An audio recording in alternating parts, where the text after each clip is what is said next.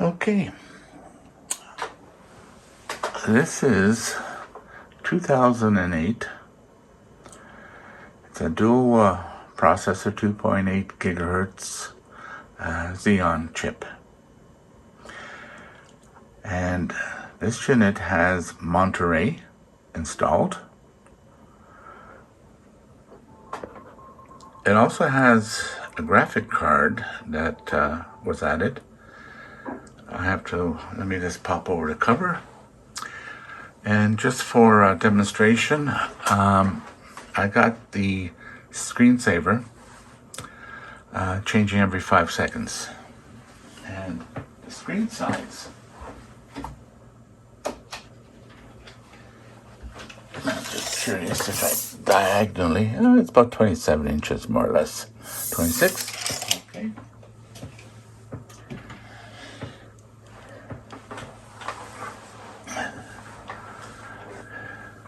I know seemed to work pretty good. Okay, let's try something else. Okay, just gonna zoom in a little bit more.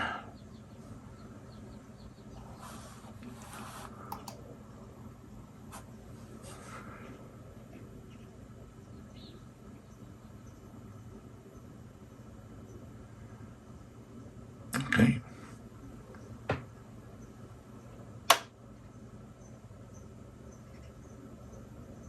Okay, that was the internet speed test. Usable speed. Let's see what we got inside. I have to say, there's a latch you turn on. Pull that forward. You take it out.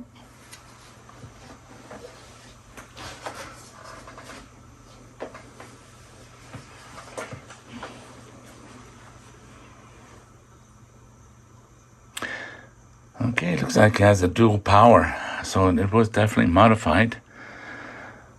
Graphic card. And I got 4 bays. Let me take a look.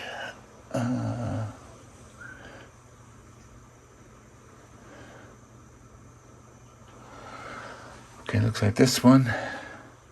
And this one is in use. This is empty.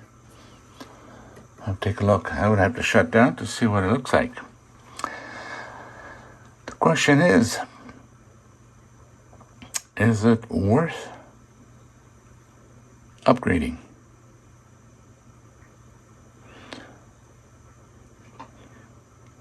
In this particular monitor, I can switch it to portrait or horizontal.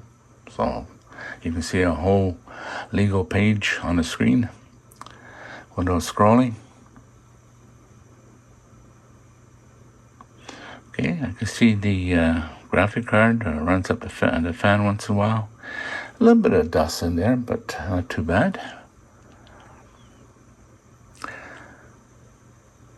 I know there's a lot of people who have these Mac Pros from 2006 to about 2010.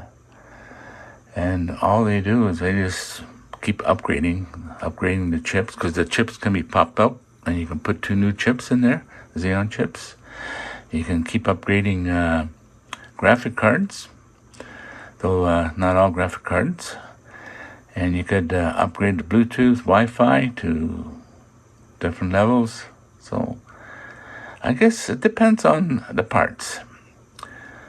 I don't see myself buying the new parts, but if someone had an old one no longer using, willing to donate it for parts, then it'd be fun to play with. Otherwise, just use it for basic stuff. Some of the old games, I guess, could be played. Not that I'm into it, but it's there. And even some of the old utilities. Anyways, let me know what you think. And if anyone out there has any of those units, it would be appreciated if you leave a comment. And if you happen to be within a driving range, you may look at it if it's available. Take care.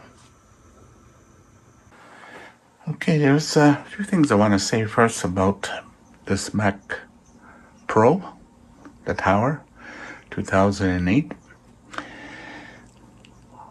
As we probably are aware, at least some anyways, that with Apple now going to Mac OS 27 or 26, I should say, they will be no longer supporting any Intel-based computers, and there will even also not support operating system that will allow you to run Intel software on the M1.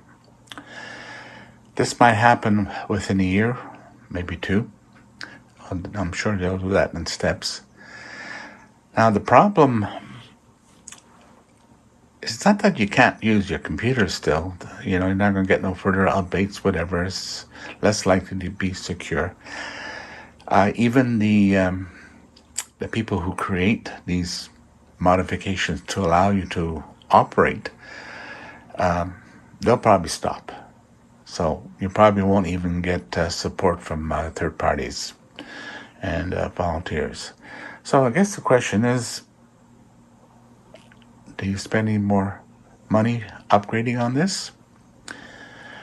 The only way I could see myself doing that is if I came across some other units for next to nothing, and they may have a part or two that's a little bit better than what I have, and I just switch it out. So, but you know, other than that, let me just. It works beautiful. I mean, I have the MacBook Pro, the M4 chip, 16-inch. I may have to get an adapter if I want to use this display.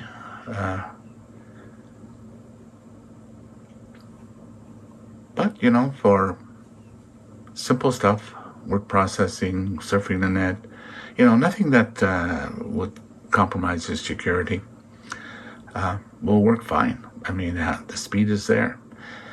I mean, you can even go faster, you know, upgrading your drives, upgrading the PCI cards so that you can have the latest Bluetooth, latest Wi-Fi. So there's a lot of options. Anyways, I just thought I'd mention that in case others have the same one and that they're trying to decide. And if I happen to come across one or two of these units within driving distance and the price is right, and they may have a component that's a little bit better than what I have, yeah, I probably would just grab it and maintain it. Otherwise, this will work. So if this is of interest, I can follow up on this later on as I make different changes. Anyways, thought I'd introduce this information. I gotta get back now and start working on another video that is long overdue. Take care. Okay, a bit of a correction. That third slot wasn't empty. It had a solid-state drive, Samsung, which was its boot drive. It's very small, so that's why it wasn't readily visible. And anyways, it would be appreciated. I have a variety of subjects on this channel. I would appreciate it if you would like to subscribe, and thumbs up would be nice. Until then, have a nice day.